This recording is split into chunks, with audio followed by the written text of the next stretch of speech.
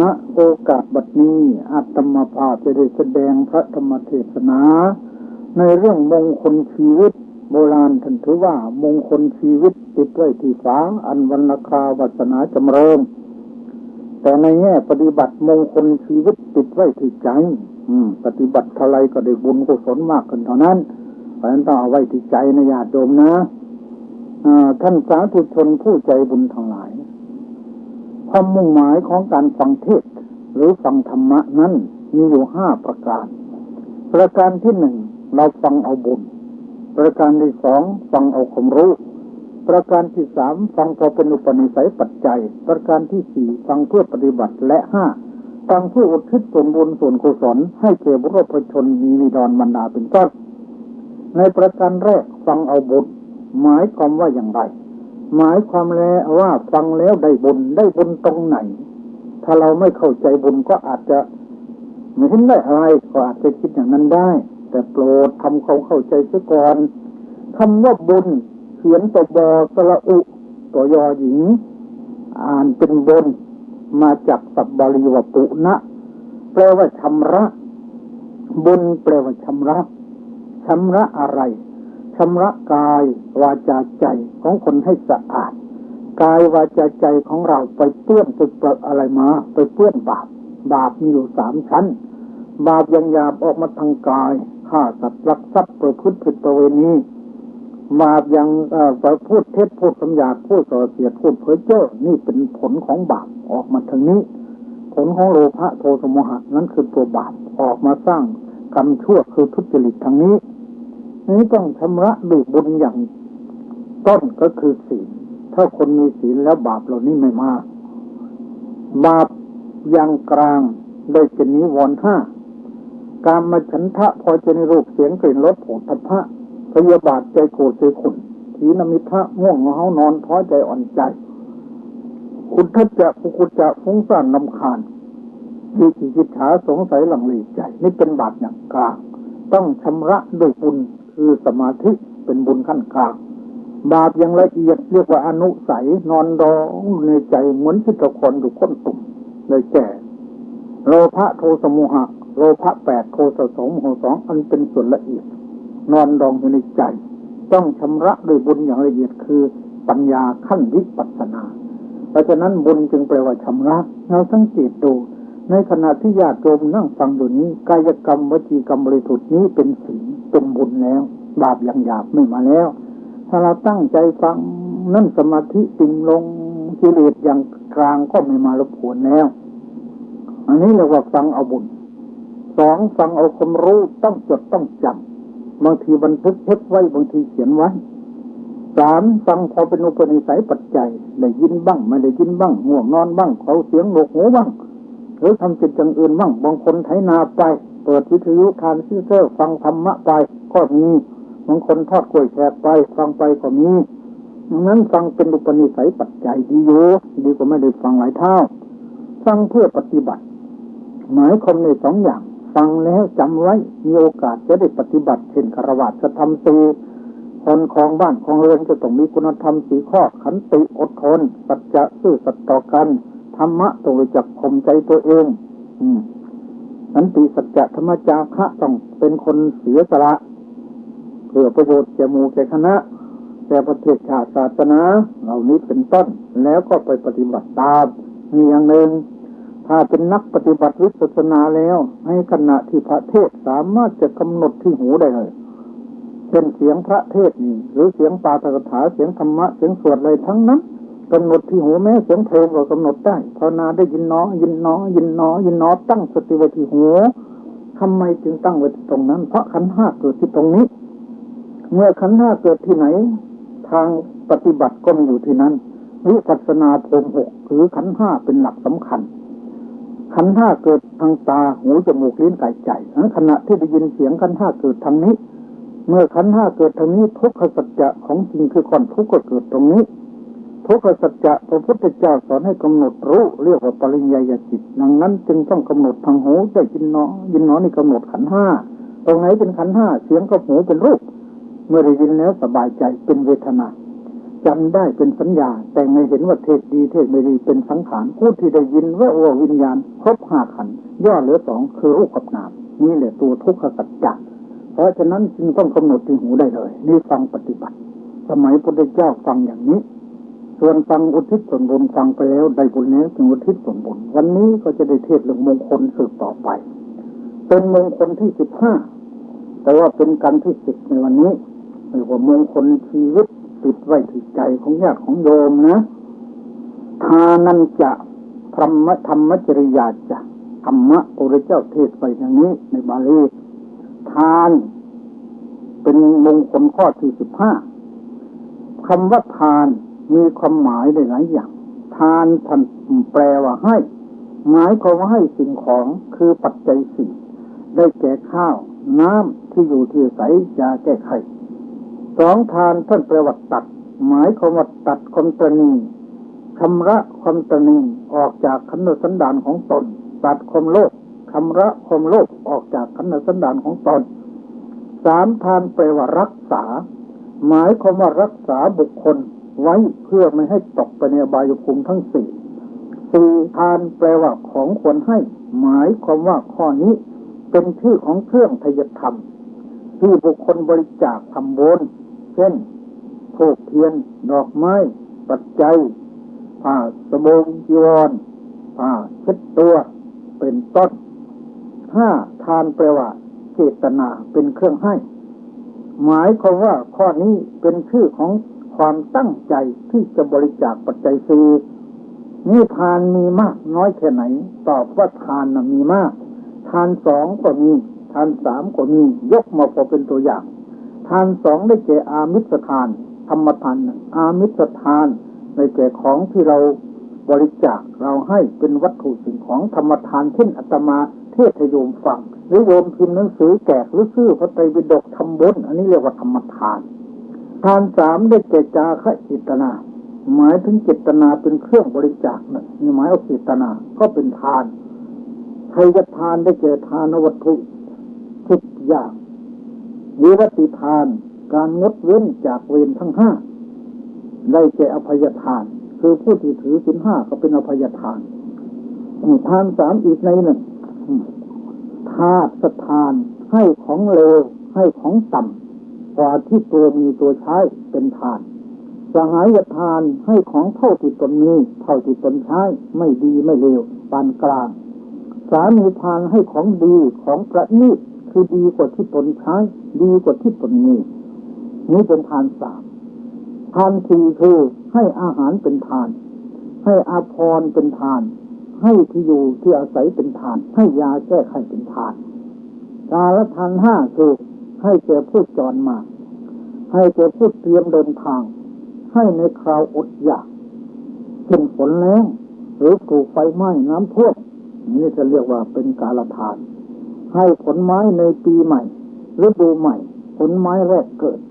และให้แก่ผู้เจ็บไข้ได้ป่วยอันนี้ก็เป็นทาน5สัพพุริสทาน5คือให้ทานโดยเคารพหรือให้ทานด้วยศรัทธาให้ทานโดยเคารพให้ทานตามกาลให้ทานด้วยจิตอนุเคราะห์และให้ทานไม่กระทบตนและคนอื่นอันนี้เป็นทาน5ว่าประเภทของทานให้โยมฟังซะก่อนยังไม่อธิบายทีนี้ทาน6คือรูปทานสัทธทานคันธทานรสทานโภฏฐทานธรรมทานรูปทานให้รูปคือวัตถุสิ่งของสัทธทานให้เสียงคันธทานให้กลิ่นรสทานให้รสเป็นในอาหารโภฏฐทานให้ของถูกต้องกายเสื้อผ้าธรรมทานให้ธรรมะเป็นทานทาน8คือให้เพราะชอบเพราะไม่ชอบเพราะโมหะเพราะกลัวเพราะถือว่าวงตระกูลของตนให้มาให้เพราะอยากไปเกิดในสุคติสวรรค์ให้เพราะจิตผ่องใสและให้เพราะเป็นเครื่องประดับจิตทานจิตคือให้ข้าวน้ำผ้ายานดอกไม้ของหอมเครื่องลูบไล้ที่นอนที่อยู่ที่อาศัยและให้ประทีปหรือสิ่งประกอบแก่ประทีปทาน14อย่างก็มี1ให้แก่โลกิยะมหาชนเป็นอันมาก2ถวายแก่พระโสดาบันองค์เดียว3ถวายแก่พระโสดาบัน100 องค์ 4ถวายแก่พระสกิทาคามีองค์เดียว5ถวายแก่พระสกิทาคามี100องค์6ถวายแก่พระอนาคามีองค์เดียว7ถวายแก่พระอนาคามี100องค์8ถวายแก่พระอรหันต์องค์เดียว9ถวายแก่พระอรหันต์100องค์10ถวายแก่พระปัจเจกพุทธเจ้าองค์เดียว11ถวายแก่พระปัจเจกพุทธเจ้า100องค์12ถวายแก่พระพุทธเจ้าองค์เดียว13ถวายพระสงฆ์มีพระเจ้าเป็นประธาน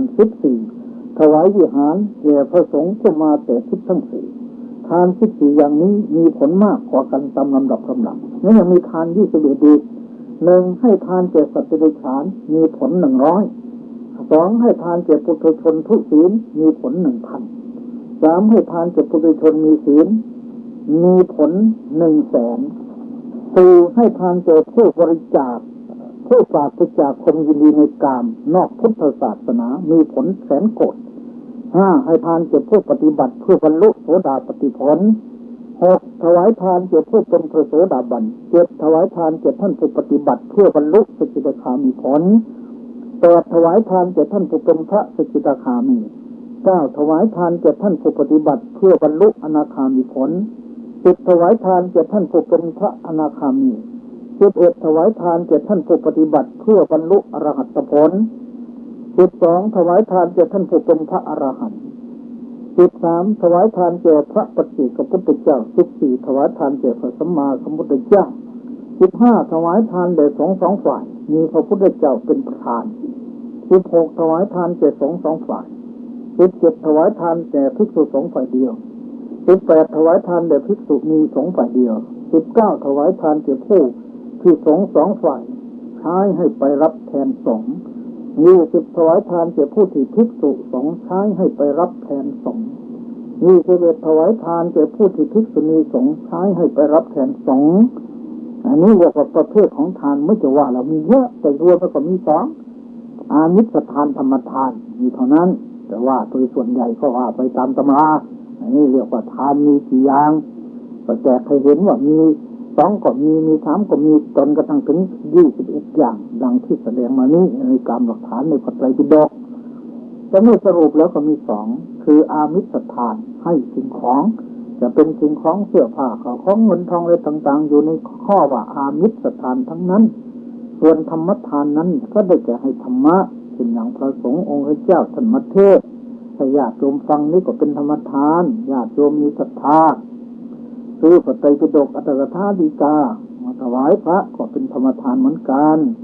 พระพุทธเจ้าเคยเทศแก้ปัญหาเทวดาและมนุษย์พากันสงสัยว่าให้อะไรเป็นทานจึงจะชนะกันให้ทุกอย่างรสอะไรจึงชนะรสทุกอย่างยินดีอะไรจึงชนะคนยินดีทุกอย่างปัญหานี้เกิดขึ้นที่เมืองมนุษย์แล้วก็ไปถึงพรหมเทวดารุกขเทวดาอากาศเทวดาตลอดจนถึงเท้าจตุโลกบาลทั้ง4เท้าสกกะเทวราชผู้เป็นใหญ่ในเมืองแมนแดนสวรรค์โน้นไม่มีใครตอบได้เป็นเวลานานถึง12 ปีท้าวสกกะจึงพาบริวารลงมากราบทูลพระพุทธเจ้าของเราพระองค์จึงตรัสว่าสัพพะทานังธรรมะทานังชินาติให้ธรรมะเป็นทานชนะกันให้ทุกอย่างสัพพะสงสังธรรมรโสชินาติรสพชัมชนะรสทุกอย่างสัพพะติงธรรมรติชินาติยินดีในธรรมชนะคนยินดีทุกอย่าง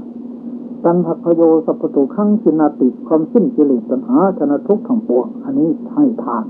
พระองค์ถือว่ามีในสงฆ์มากชนะทานทุกอย่างเพราะเหตุไรเพราะว่าการให้อามิตรเป็นทานบางทีอาจจะติดในอามิตรก็ได้แต่ให้ธรรมะเป็นทานนี้มีแต่จะรื้อขนสัมปสัตว์เข้าไปสู่มรรคผลนิพพานเพราะฉะนั้นจึงถือว่าเป็นของที่มีประโยชน์ในสงฆ์มากแม้การให้ธรรมะเป็นทานนี้ก็ถือว่าเป็นการรักษาศาสนาผู้ที่จะให้ธรรมะเป็นทานก็ต้องศึกษาเรียนเป็นพหุสูตรผู้ที่เป็นพหุสูตรนี้ถือเป็นรากแก้วของพระสองพรหมจรรย์อีกประการหนึ่งด้วยดังนั้นในเมื่อสรุปใจความแล้วทาน2อย่างอามิสทานกับทานมีผลต่างกันดังที่กล่าวมานี้แต่ก็ต้องอาศัยซึ่งกันและกันมีแต่อามิสอย่างเดียวไม่มีธรรมะก็ไม่ได้มีแต่ธรรมะขาดอามิสก็ไม่ได้เหมือนต้นไม้ต้องอาศัยรากอาศัยเปลือกอาศัยกระพี้อาศัยแกนเราลองนึกดูดอกกุหลาบดอกมันสวยหอมแต่รากมันกินของสกปรกมันก็ต้องพึ่งรากด้วยนะ เสร็จแล้วก็ต้องพึ่งสะเก็ดถ้ามีต้นไม้มีสะเก็ดต้องพึ่งสะเก็ดมีเปลือกพึ่งเปลือกมีกระพี้พึ่งกระพี้มีแก่งก็ต้องพึ่งพาอาศัยซึ่งกันและกันชั้นใดก็ชั้นนั้นต่อไปก็ว่าบรรยายถึงเรื่องการบำเพ็ญทานนั้นเป็นมงคลอย่างไรอันนี้ว่าถึงเรื่องทานเป็นมงคลนั้นสูงสุดเป็นยังไง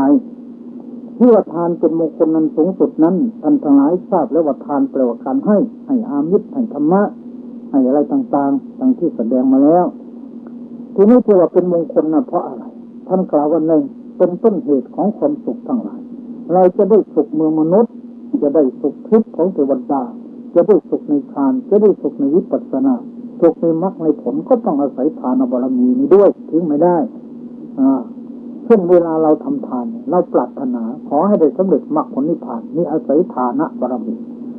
เราปรารถนาให้ได้สำเร็จเป็นพระอรหันต์หรือให้ได้สำเร็จมรรคผลนิพพานอันนี้เป็นปัญญาเรียกว่าญาณสัมปยุตต้องถือทานเป็นหลักใหญ่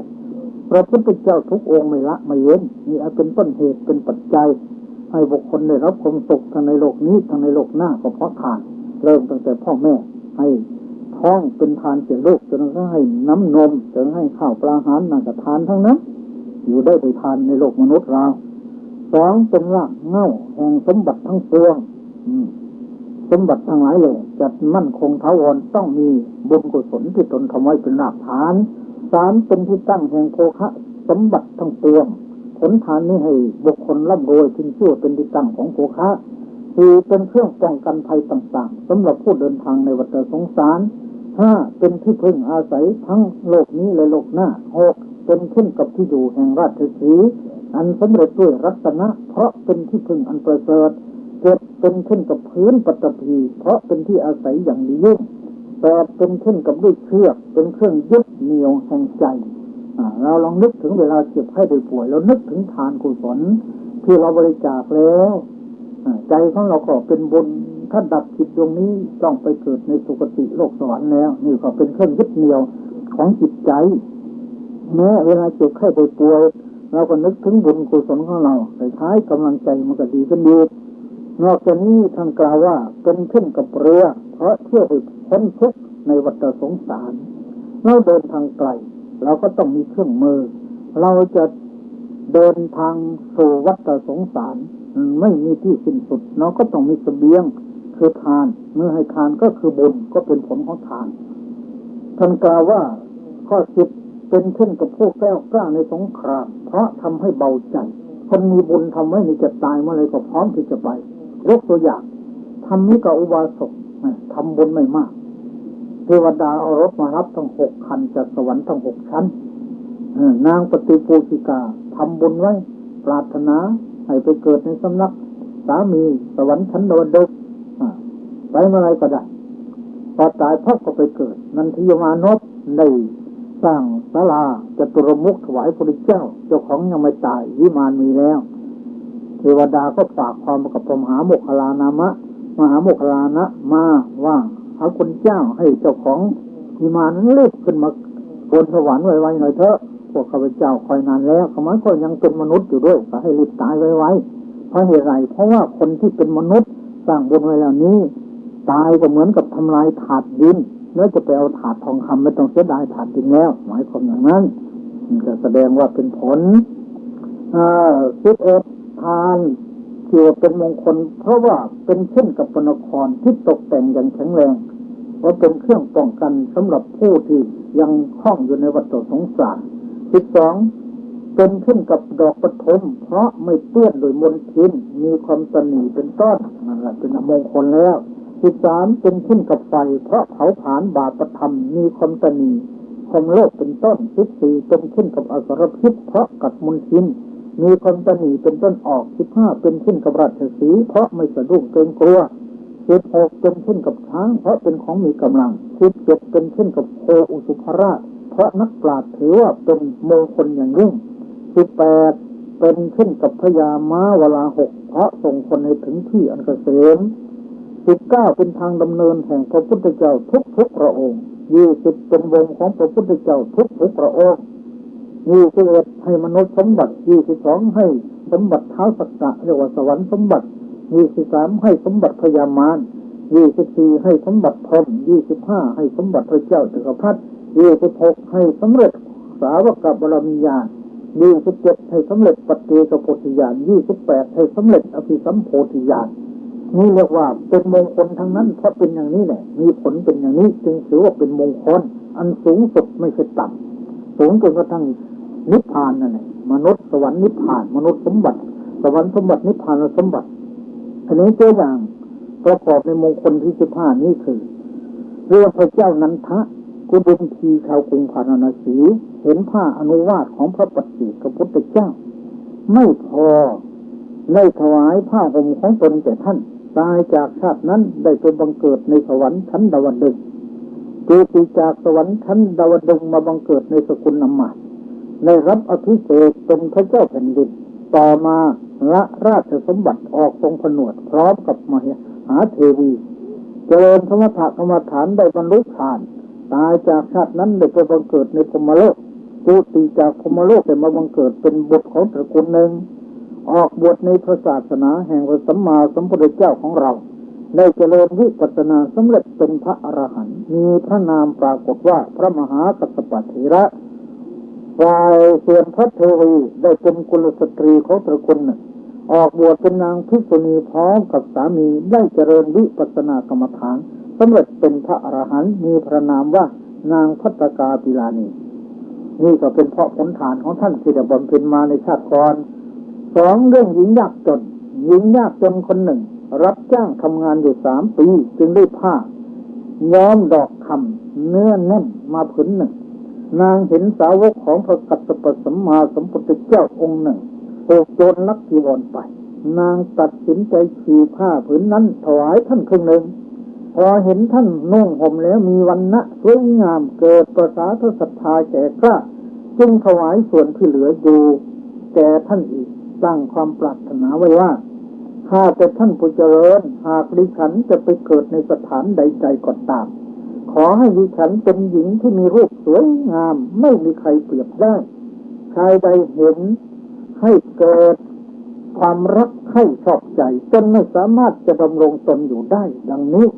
จุติจากชาตินั้นไปบังเกิดในเทวโลกจุติจากเทวโลกมาบังเกิดเป็นเศรษฐีมีโภคะ80 โกฏมีรูปร่างอันสวยสดงดงามชายใดเห็นจะต้องลุ่มหลงในนางจนไม่สามารถจะตั้งสติไว้ได้ชนทั้งหลายจึงขนานนามว่าอุมมาทันติแต่ว่าใครเห็นแล้วต้องเมาพระราชาใช้อำมาตย์ไปดูนางหลายหนครั้นเห็นนางแล้วเกิดความชอบใจรักใคร่จนเกินไปไม่สามารถจะคุมสติของตนไว้ได้เวลานางหาอาหารมาให้รับประทานบางคนตั้งใจหยิบอาหารเข้าปากแต่ไข่ไปใส่บนหัวบางคนเอาใส่ละแคร่บางคนตีฝาก็มีทั้งนี้ก็เพราะผลทานที่ตนได้ทำไว้และเพราะคำอธิษฐานที่นางได้ปรารถนาไว้จึงสามารถบันดาลให้ได้รับอานิสงส์เช่นนั้น3นันทิยะอุบาสกชื่อนันทิยะเป็นผู้มีศรัทธาเลื่อมใสได้สร้างศาลา4 มุกถวายแด่พระสงฆ์มีพระพุทธองค์เป็นประธานหลังน้ำทักษิโนทกตกลงที่พระหัตถ์ของพระศาสดามอบถวายแล้วนี่ยังไม่ตายคนเนี้ยขณะที่ยังไม่ตายมีวิมานคอยอยู่ในสวรรค์ชั้นดาวดึงส์พระมหาโมคคัลลานะขึ้นไปถามว่าวิมานนี้ของใครพวกเทพธิดาจึงบอกว่าของนันทิมานพซึ่งอยู่เมืองมนุษย์โน้นนันทิยะอุบาสกโน้นเจ้าของยังไม่ตายพวกข้าพเจ้าคอยนานแล้วพระคุณเจ้าลงไปที่ไปบอกให้รีบขึ้นมาหน่อยเถอะเพราะว่าการมาเกิดเมืองสวรรค์นี่เหมือนกับการทุบถาดทองแผ่นดินมาเอาถาดทองคำมหาโมคคัลลาก็ลงมากราบพระพุทธเจ้าว่าจริงหรือไม่พระพุทธเจ้าค่ะไอ้คนที่ทำบุญไว้แต่ตัวยังไม่ตายมีวิมานคอยอยู่นี่เหรอพระองค์ตรัสว่าอานนท์เธอก็ไปเห็นมาโดยตาแล้วถามตถาคตทำไมนับไม่ถ้วนพระองค์จึงได้ตรัสถึงว่าบุญที่เราทำไม่นี้จะต้องถือเครื่องบรรณาการทิพย์10 ประการมาคอยต้อนรับเราอุปมาเหมือนกันกับลูกหลานที่ไปศึกษาเรียนต่างประเทศหรือข้าราชการไปศึกษาไปดูการงานต่างประเทศกลับด้วยความสวัสดีปลอดภัยเสร็จแล้วจะต้องมีพี่มีน้องโอ้ยยินดีต้อนรับสาธุการคนนั้นมาแล้วคนนี้มาแล้วชั้นใดบุญกุศลที่ทำไว้ก็ชั้นนั้น พระองค์จึงตรัสว่าบุญกุศลที่เราทำในนี้จะถือเครื่องบรรณาการทิพย์10ประการที่ลำปวาสิงปุริสังภูกโตโสติมากตังญาติมิตาสหัตถาจะอภินันทันติอากตังเป็นต้นแปลว่าบุญกุศลที่เราทำไว้ในโลกนี้จะถือเครื่องบรรณาการทิพย์10ประการอายุวันนะสุขะยศเป็นต้นล้วนจะเป็นของทิพย์ทั้งนั้นมาคอยต้อนรับเราผู้ที่ทำบุญไว้แล้วซึ่งตายจากโลกนี้ไปสู่โลกหน้าดังนี้เป็นตัวอย่างนี้ก็เป็นอานิสงส์ของการทำบุญหรือทานกุศลเหมือนกันจะเรียกพระเจ้าอโศกพ่อค้าน้ำผึ้งคนหนึ่งได้ถวายน้ำผึ้งแก่พระปัจเจกพระพุทธเจ้าองค์หนึ่งปรารถนาให้ได้เป็นพระราชาในชมพูทวีปนางกุมภทาสีที่บอกหนทางแก่พระปัจเจกพระพุทธเจ้าจากพ่อค้านั้นปรารถนาเป็นพระราชานางจึงปรารถนาเป็นอัครมเหสีภายหลังได้มาเกิดเป็นพระธรรมราชาพระนามว่าอโศกส่วนกุมภทาสีได้เป็นอัครมเหสีของพระเจ้าอโศกนั้นพระนามว่าอสันทิมิตตาแปลว่าผู้มีข้อประหัตและพระบาทเครื่องเก่าเวลาคู่เท่านั้นจึงจะปรากฏ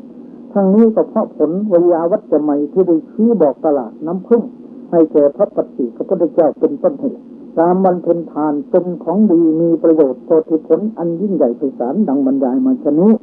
อันนี้มงคลที่15จบแล้วนะท่านกล่าวไว้ว่าอาระสัสสะโกโตสิปะคนเกียจค้านไม่มีศิลปะอสิปัสสะโกโตทนังคนไม่มีศิลปะไม่มีทรัพย์อัทนัสสะโกโตมิตตังคนไม่มีทรัพย์ไม่มีมิตรอมิตตัสสะโกโตสุขขังคนไม่มีมิตรไม่มีความสุขอสุขัสสะกุโตปุญญังคนไม่มีบุญก็ไม่มีความสุขอปุญญัสสะกุโตสิวังคนไม่มีบุญไม่ถึงนิพพานทานนี่จะเป็นบุญขั้นหนึ่งเป็นปัจจัยให้ถึงมนุษย์สมบัติสวรรค์สมบัตินิพพานสมบัติด้วยอย่างนั้นเราท่านทั้งหลายจึงสมควรแล้วที่ได้พากันบำเพ็ญทานในมงคลที่15จบวันนี้มงคลที่16ต่อประพฤติธรรมจริยาคำว่าธรรมจริยาแปลว่าการประพฤติธรรมหมายความว่าการปฏิบัติตามธรรมการทำตามธรรมได้แก่การประพฤติปฏิบัติตามคำสั่งสอนของพระพุทธเจ้าเช่นให้ทานรักษาศีลฟังธรรมเจริญสมถะและวิปัสสนาไหว้พระสวดมนต์เป็นต้นธรรมจริยาการประพฤติธรรมนั้นจำแนกออกเป็น3อย่างคือปัฏฐมจริยาการประพฤติธรรมะขั้นต้นได้แก่การปฏิบัติตามศีล5ถึงพระไตรสรณคมพุทธังธัมมังสังฆังรักษากุศลกบฏจิตไหว้พระสวดมนต์ฟังเทศน์ฟังธรรมเรียนธรรมะเป็นต้น2มัชฌิมจริยาการประพฤติธรรมะขั้นกลางได้แก่การเจริญสมถกรรมฐานภาวนาพุทโธและเจสาโลมาเป็นต้น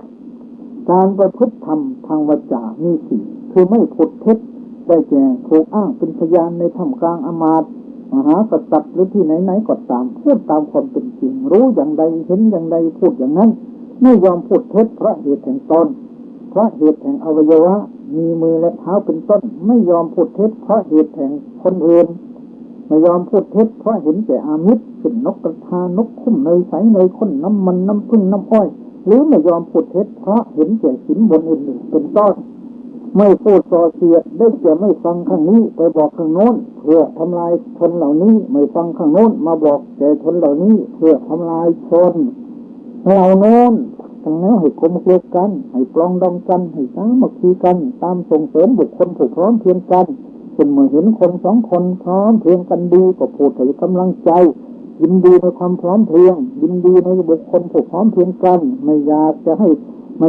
ไปที่อื่นเพลิดเพลินในบุคคลผู้พร้อมเพรียงกันคือเมื่อได้เห็นได้ยินบุคคลผู้พร้อมเพรียงกันแล้วย่อมเพลิดเพลินดีใจ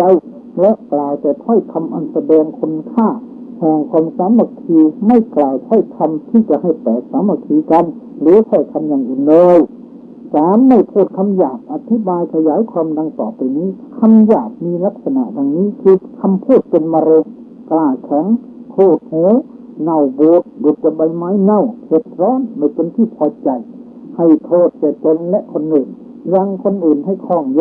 เพราะแทงหัวใจเขาให้เจ็บแสบปวดร้าวปวดร้อนดุจน้ำแทง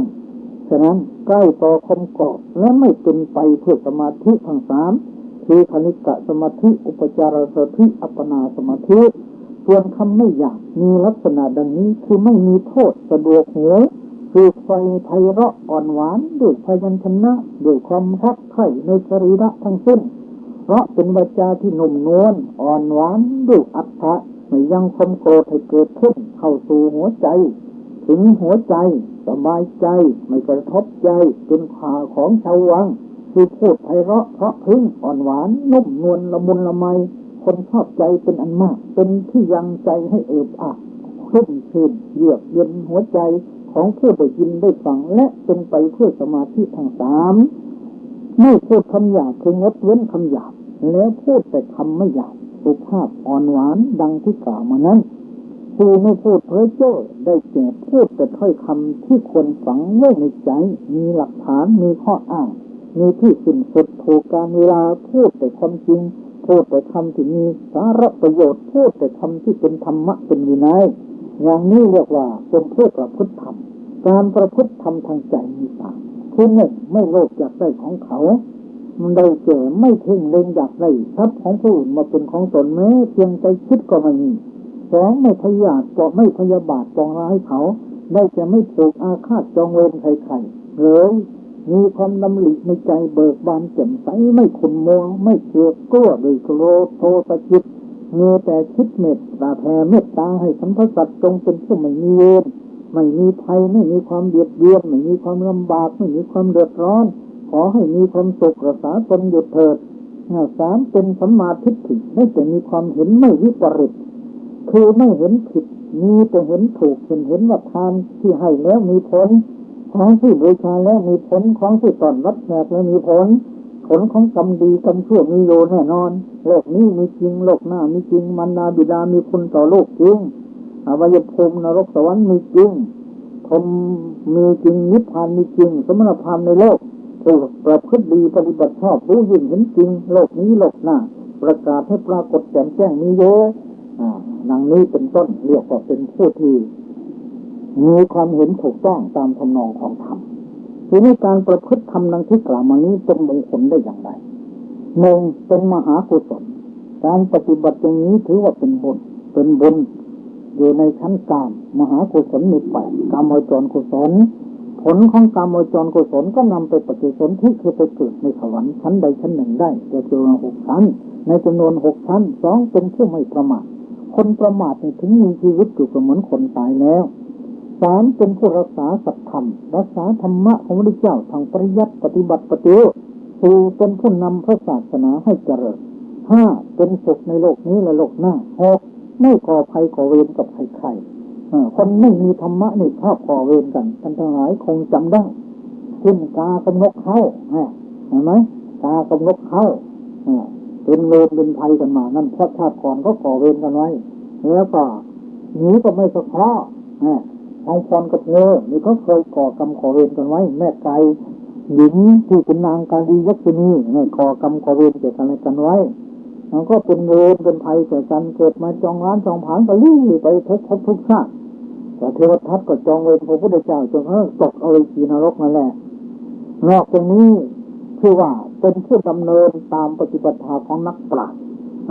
ไม่ข้อ6ไม่ก่อภัยก่อเวรให้กับใครๆข้อ7เป็นผู้ให้อภัยแก่สรรพสัตว์ข้อ8เป็นผู้ดำเนินตามปฏิปทาของนักปราชญ์9ชื่อว่าเป็นผู้ทำตนให้เหินห่างจากข้าศึกภายนอกภายใน10เป็นผู้สร้างทางไปมนุษย์ทางไปสวรรค์ทางไปพรหมทางไปนิพพานตัวอย่างประกอบในมงคลนี้คือเรื่องพระมิรกะเถระเมื่อเป็นคฤหัสถ์ท่านเลี้ยงชีวิตด้วยปาณาติบาตสะสมบาปไว้มากวันหนึ่งเธอบริโภคเนื้อปิ้งแล้วไปในที่ดับบ่วงกระหายน้ำเปิดหม้อน้ำที่ตั้งอยู่ในที่ใกล้พระเถระผู้อยู่ป่ารูปหนึ่งซึ่งกำลังเดินจงกรมอยู่เมื่อไม่เห็นน้ำโกรธพูดว่าภิกษุท่านบริโภคอาหารของชาวบ้านแล้วมัวแต่นอนไม่ตักน้ำไว้ในหม้อพอเป็นยาตาบ้างเลยการที่ทำอย่างนี้ไม่สมควรพระเถระคิดว่าเราก็ตักน้ำใส่หม้อไว้เต็มแล้วฉะนั้นนายคนนี้จึงกล่าวอย่างนี้ท่านเดินไปดูเห็นหม้อน้ำเต็มเปี่ยมอยู่จึงเอาสังตักจนเต็มแล้วส่งให้เธอดื่มน้ำถึง32 สังแล้วมีจิตคิดสังเวชว่าเรานี่บาปหนักแท้ๆหม้อน้ำเต็มก็ไม่เห็นมีน้ำอัตภาพร่างกายของเราในอนาคตจะเป็นอย่างไรเนาะ ขั้นแล้วก็ขอบรรพชาพระเถระให้กรรมฐาน5คือเกสาโลมานาขาตันตาตะโจทันตานาขาโลมาจีสาแล้วยังเธอให้บวชเวลาท่านเจริญกรรมฐานกรรมนิมิตต่างๆขึ้นสถานที่ฆ่าเนื้อฆ่าสุกรที่ดักบ่วงฟ้าทับเหวยอมมาปรากฏแต่ท่านเมื่อท่านระลึกถึงกรรมชั่วนั้นความเร่าร้อนก็เกิดขึ้นในสรีระจิตไม่ดำเนินไปสู่วิถีแห่งกรรมฐานยอมเป็นดุจโคโกไม่ยอมไปตามรอยไถฉะนั้นท่านไม่สามารถจะเจริญกรรมฐานต่อไปได้ไปส่งอารมณ์ต่อพระอาจารย์ให้ไปตัดไม้มาเดือสดจนต้นมากองไว้เป็นกองใหญ่แล้วบอกให้เอาไฟเผาท่านใส่ไฟเข้าไป4 ด้านก็ไม่อาจจะเผาให้ไม้ได้พระอาจารย์บอกว่าถ้ากระนั้นเธอจงหลีกไปแล้วเข้าฌานอธิษฐานแผ่นดินให้แยกออกเป็น2 ภาคแล้วนำเอาไฟมีประมาณเท่าหิ่งห้อยมาแต่เอาจีนรกติดเข้าที่กองไม้นั้นท่านเผากองไม้ใหญ่ถึงเพียงนั้นชั่วขณะเดียวเท่านั้นก็เรียบหมดเหมือนกันกับเผาใบไม้แห้งฉะนั้นท่านพระเถระแสดงไฟอเวจีนรกแก่เธออย่างนี้แล้วยังความสังเวชให้เกิดแก่เธอว่าถ้าเธอจะสึกตายเธอจะไม่ในเอเวจีนั้นเป็นแน่นอนนับตั้งแต่นั้นมาเธอก็รู้สึกว่ามีความขั้นข้ามหวาดกลัวอยู่มากจึงเรียนถามท่านว่าพระพุทธศาสนาเป็นศาสนาที่นำสัตว์ออกจากทุกข์ได้จริงหรือขอรับพระอาจารย์ตอบว่านำสัตว์ออกจากทุกข์ได้จริงๆคนถ้ากระนั้นก็ผมขอสู้ตายขอรับจะผมจะตั้งอกตั้งใจประพฤติปฏิบัติจริงๆจำเดิมแต่นั้นมาท่านภาคเพียรพยายามเจริญกรรมฐานอย่างเต็มที่สุดความสามารถทางง่วงนอนก็เอาฟางเปียกน้ำวางไว้บนศีรษะนั่งห้อยเท้าทั้ง2ลงไปในสระวันหนึ่งท่านกรองน้ำแล้ววางหม้อน้ำไว้ที่ขาไม่ยืนคอยน้ำเสด็จขาดสายพระอาจารย์จึงเทศปลอบท่านว่าอุทธานวัตโตสติมัตโตเป็นต้นใจคำว่ายศย่อมเจริญแก่บุคคลที่มีความหมั่นมีสติมีการงานสะอาดให้ควรก่อนแล้วจึงทำสำรวมแล้วเป็นอยู่โดยธรรมะไม่ประมาทดังนี้ท่านฟังเทศของพระอาจารย์แล้วได้น้อมคาถาทั้ง4 บทนั้นมาในตนว่าขึ้นชื่อว่าบุคคลที่มีความหมั่นก็พึงเป็นเช่นเราผู้มีสติมีการงานสะอาดให้ควรก่อนแล้วจึงทำสำรวมแล้วเป็นอยู่โดยธรรมะไม่ประมาทก็พึงเป็นเช่นกับเราแล้วยืนเจริญวิปัสสนากรรมฐานอยู่ในย่างก้าวนั้นเองจนสามารถตัดสังโยชน์เบื้องต่ำทั้ง5เสียได้ยังมรรค3ผล3ให้เกิดขึ้นได้เรื่องนี้ที่เห็นอย่างชัดเจนแจ่มแจ้งแล้วว่าถึงหากบุคคลจะทำบาปกรรมมามากเพราะยังไม่รู้จักทางแห่งมรรคผลนิพพานขั้นภายหลังไม่ประมาทหาโอกาสเจริญวิปัสสนาก็สามารถจะพ้นจากอบายภูมิทั้ง4ได้เป็นแน่นอนดังนายนิรกะเป็นตัวอย่างนี้ก็เป็นมงคลที่16ท่านสาธุชนผู้ใจบุญทั้งหลายข้อนี้เป็นความจริงเหลือเกินอาตมาเห็นตัวอย่างครั้งหนึ่งอาตมาได้ไปสอนนักโทษในคุกบางขวางสมัยท่านเจ้าคุณพระพิมลธรรมเป็นทั้งมนตรีว่าการองค์การปกครองในเผ่าศรียนนท์เป็นอธิบดีกรมราชทัณฑ์มีนักโทษคนหนึ่งชื่อเสือโหมไม่เคยเชื่อเรื่องบุญบาปสวรรค์นรกเลยถ้าพระไปเทศจะตีกระดานหาว่าพระโกหกถ้าอนุศาสนาจารย์ไปสอนอ้วนๆหน่อยเขาชี้หน้าแล้วบอกไอ้หมูมาแล้วขนาดนั้นอยากตัวเมยอาตมาก็เพิ่งเห็นทีนี้พออาตมาไปสอนนักโทษอาตมาขอร้องว่าโย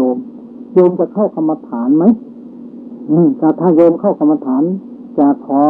ให้เจ้าหน้าที่เขาถอดโซ่ออกโซ่2 เส้นผูกขาทั้ง2 ข้างนี่เพราะฉะนั้นโยมก็จะได้นั่งกรรมฐานสบายตกลงเอาเลยถ้าให้ใส่ผ้าสบายเฉียงหรือศีล8เอาโซ่ออกจากขาเดินตรงกลมนั่งกรรมฐาน1 เดือนคนนี้เขียนมาเลยเวลาสิ้นเดือนอาตมาต้องเทศอันดับญาณเมื่อใครมีประสบการณ์ใครพบเห็นอะไรใจคอเป็นไงเขาต้องรายงานให้ทราบเสือโฮมนี่ยืนเขียนหนังสือเลยยังเคยพิมพ์แจกในงานศพคนเลี่ยมหรือภรรยาศรีสรศักดิ์อะไรบอกว่าเมื่อก่อนข้าพเจ้าคิดผิดนึกว่าบนบาปสวรรค์นรกไม่มีข้าพเจ้าฆ่าคนตายตั้งแต่อายุ13 ขวบ เมื่ออายุ16 ปีก็รวมเพื่อนไปยิงทิ้งในป่าตั้งแต่นั้นก็ฆ่าคนเลิกมาเด็ดเสร็จหมดตัวมันจะ31ศพเรื่องสวรรค์นรกไม่เคยคิดเลยไม่เคยกลัวเลยไม่มีเท่านั้นกลัวออกทั้งนั้นแล้วก็ข้าพเจ้าชั่วก็เพราะในวิชามาจากพระท่านว่าปืนยิงไม่ออกมีดฟันไม่เข้าก็เลยลุกเป็นคนชั่วมาเลยแต่บัดนี้ข้าพเจ้าเชื่อ100%แล้วบาปมีแน่สวรรค์นรกมีแน่ข้าพเจ้าออกไปนี้จะเลิกมดไม่ทำอะไรอีกแล้วขอบวชต้นตายเลยเสือโหงคนนี้พอออกบวชก็บวชจริงๆออกไปแล้วบวชจนตายกับผ้าเหลืองเลยนี่แหละท่านทั้งหลายธรรมะของพระเจ้าคนที่ประพฤติชั่วแล้วแต่เมื่อเข้าหาประธรรมสามารถจะกลับเนื้อกลับตัวเป็นคนดีได้แต่ถ้าเราผูกกรรมผูกเวรกันไว้ไม่ยอมให้อภัยแก่กันและกันกรรมนั้นมันก็ตามสนองเรื่อยไปยกตัวอย่างเช่นอย่างนางกาลียักษินีมีตระกูลหนึ่งพ่อตายเหลือแต่แม่ลูกชายคนเดียวเลี้ยงแม่ตลอดมาทำงานทั้งนาทั้งสวนทั้งบ้านแม่เห็นก็สงสารอยากจะเอาผู้หญิงมาให้เป็นแฟนก็ไปขอหญิงตระกูลหนึ่งมาท่านขอมาก็มาเป็นหมันจ้ะไม่มีลูกแม่ก็บอกลูกตระกูลไม่เป็นหมันนี่ก็ไม่ดีนะมันไม่มีใครสืบมรดกนะแม่จะหามาให้ใหม่เมียของลูกชายได้ยินเข้าถ้าเขามีแฟนใหม่ลูกคลอดมามันก็จะมาใช้เราเหมือนทาสเหมือนทาสีดังนั้นเราขอให้ใหม่แฟนก็ไปหามาให้ผัวท่านหามาแล้วบอกว่าถ้าเธอตั้งครรภ์บอกกันนะเมื่อตั้งครรภ์เขาก็บอกเอายาให้กินครรภ์มันก็ตกครั้งที่3เพื่อนบ้านใกล้ๆเขาบอกอย่าไปบอกเขาสินางไม่บอกครรภ์โตแล้วจึงรู้แล้วเขาก็เอายาให้ลูกในท้องกินผสมกับอาหารจนเด็กตายแล้วมันโตแล้วนี่คลอดไม่ไหวก็มาขวางทวารเลยเวทนาฆ่าเลยตายก็ผูกอาฆาตกันไว้ขอให้ฉันฆ่าเธอมันเธอฆ่าฉันตายก็ไปเกิดเป็นแมวภรรยาหลวงก็ถูกหัวซ้อมตีขยอกเลยอะไรขยอกเลยเขา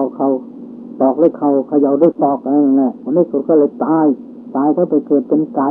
อยู่ในบ้านเดียวกันนั่นแหละเมื่อไก่ไข่ออกมาแมวก็กินฟอง2ก็กินไข่ฟอง3ออกกัดไก่ตายอีกทีนี้ไก่ก็ผูกอาฆาตจองเวรไว้ขอให้เธอได้ฉันได้ฆ่าเธอมันเลยฆ่าฉันไก่ก็ตายไปเกิดเป็นเสือแมวก็ไปเกิดเป็นเนื้อพอเนื้อออกลูกคลอดลูกมาเสือก็กิน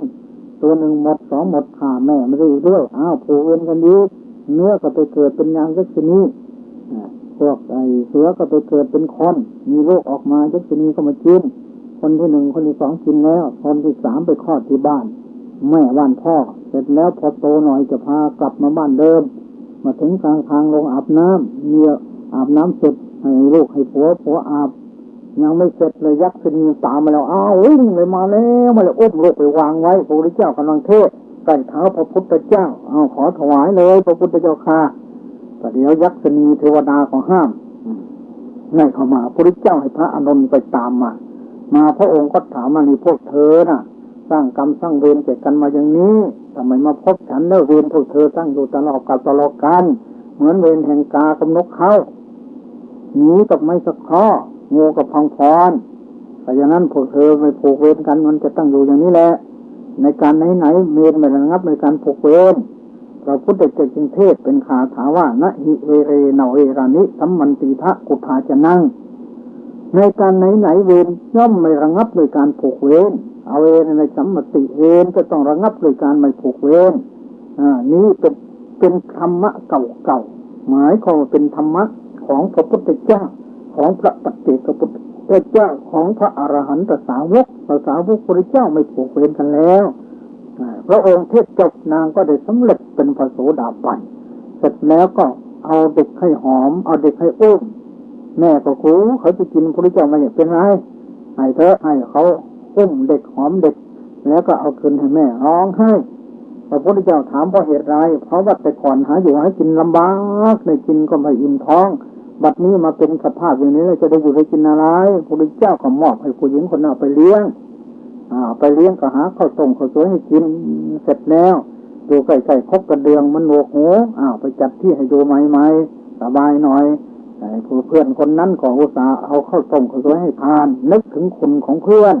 อยากจะแสดงความกตัญญูกตเวทีก็เลยบอกว่าปีนี้ฝนดีนะให้ทำนาร้อนปีนี้ฝนแรงทำนาลมๆนางก็เลยไปอดไม่อยากเพื่อนบ้านได้ทราบเห็นเขาก็ไปถามก็บอกว่า พ่อนางยักษินีโน่นอยู่ที่ตรงโน้นฉันหาข้าวหาน้ำให้กินเรื่อยๆเขาบอกฉันถ้าพวกท่านอยากสบายก็บอกไปหาเขาสิเอาข้าวเอาของมาให้เลยรวยเลยนางยักษินีต่อมาเลยถวายสลากพัดตรง8 ที่นั่นแหละนี่แสดงให้เห็นว่ายักษินีนั่นก็คือเทวดานะเป็นบริวารของท้าวเวสสุวรรณแต่เป็นสัตว์เดรัจฉานไม่ได้สำเร็จมรรคผลนิพพานหรอกนี่เป็นพระโสดาบันแสดงว่าเป็นผู้มีบุญเยอะแต่มีกรรมมีเวรกันไว้อย่างที่กล่าวมานี้เพราะฉะนั้นอย่าผูกเวรกันไว้อย่าพยาขาบาทอาฆาตจองเวรกันไว้ให้อภัยแก่กันและกัน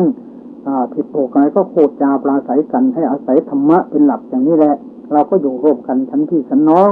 ที่โบราณท่านว่าพี่ขาดน้องเกื้อพี่เสือน้องเขิน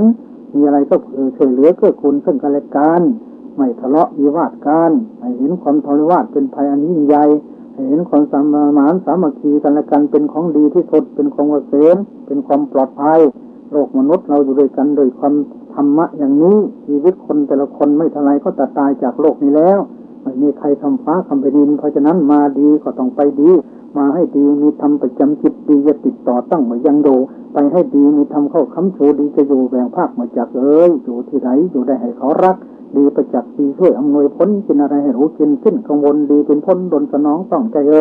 ท่านสาธุชนผู้ใจบุญทั้งหลายอาตมาภาพแสดงพระธรรมเทศนามงคลชีวิตกันที่10เป็นมงคลที่15และ16ทานกับการประพฤติธรรมะก็นับว่าสมควรแก่การเวลาแล้วขอยุติไว้แต่เพียงเท่านี้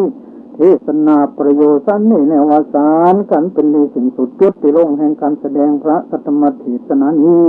พระพุทธานุภาเวนะด้วยอนุภาพแห่งคุณพระศรีรัตนตรัยอธิไสยบุญเขตและกุศลสมบัติอนาวัตจิตติกันทั้งหลายได้บำเพ็ญมาขอจงมารวมกันเป็นตบะเดชะปกป้องรักษาท่านสาธุชนทุกคนหน้าอยู่เย็นเป็นสุขหายทุกข์หายโศกหายโรคหายภัยเจริญในลาภยศอายุวันนะสุขภาพปฏิภาณธรรมสารสมบัติตลอดการเป็นนิจนี่ดวงจิตสถิตมั่นอยู่ในสัจธรรมนำตนให้พ้นทุกข์ถึงสุขอันไพบูลย์กล่าวคือมาพ้นนฤพานด้วยกันทุกท่านเทินยะถาวะริวหาปุราปริปุเรนติสากรังเอวเมวะอิโตตินัง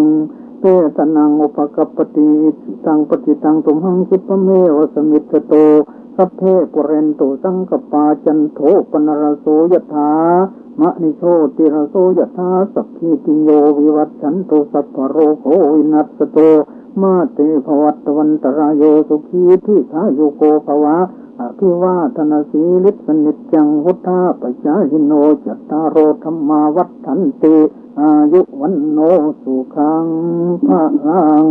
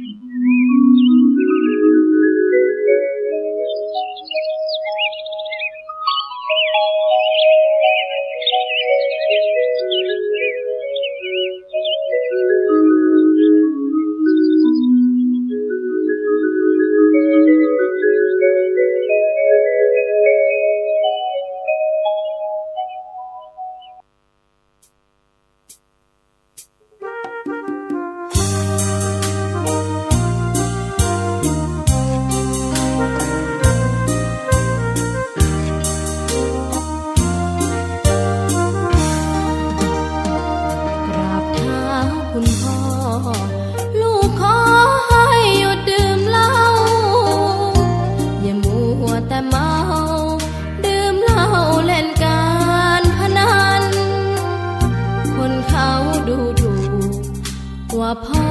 ขี้เกียจทำงานชาวบ้านรังเกียจเดียดฉันต่างประจานคุณพ่อสิ้นดีสงสารคุณแม่ลำบากแท้หาเงินมาให้ได้มาเท่าใดพ่อใช้จนหมดไม่มีขัดสนจนยากลำบากคนแค้นเต็มทีอนาคตของลูกริบหรี่ความหวังที่มีมืดมนพ่อดื่มสุราเหมือนกินน้ำตาของแม่พ่อจะฐานะเราแย่หากไม่แก้ความ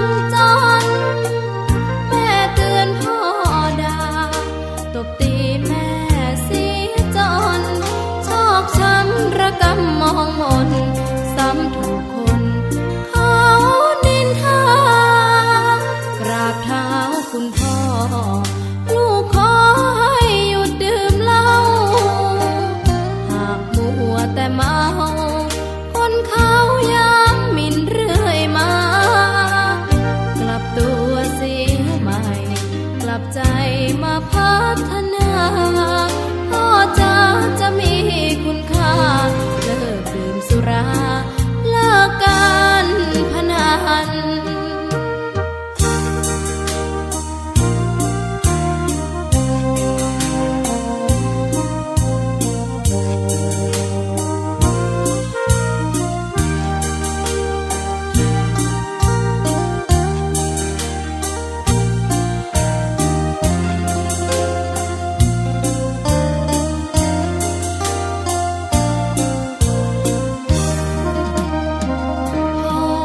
ดื่มสุราเหมือนกินน้ำตาของแม่ธงชาติและเพลงชาติไทยเป็นสัญลักษณ์ของความเป็นไทยเราจงร่วมใจยืนตรงเคารพธงชาติด้วยความภาคภูมิใจในเอกราชและความเสียสละของบรรพบุรุษไทยประเทศไทยรวมและเชื้อชาติไทยเป็นประชารัฐผ้าไทยของไทยทุกส่วนอยู่ดำรงคงไว้ได้ทั้งมวลด้วยไทยล้วนหมายรักษาพันยินไทยนิรักสงบแต่ถึงรบไม่กล้าเอกราชจะไม่ให้ใครคุมขีสละเลือดทุกอย่างเป็นชาติทะเลพลังประเทศชาติไทยต้องมีชัยชโย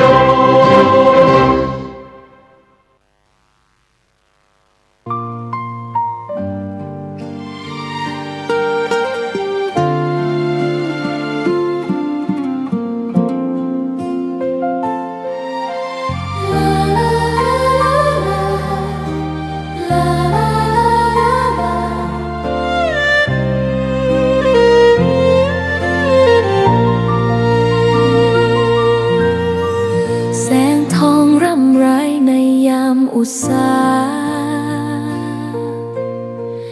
ยังเห็นพระเมตตาอยู่ทุกแห่งหน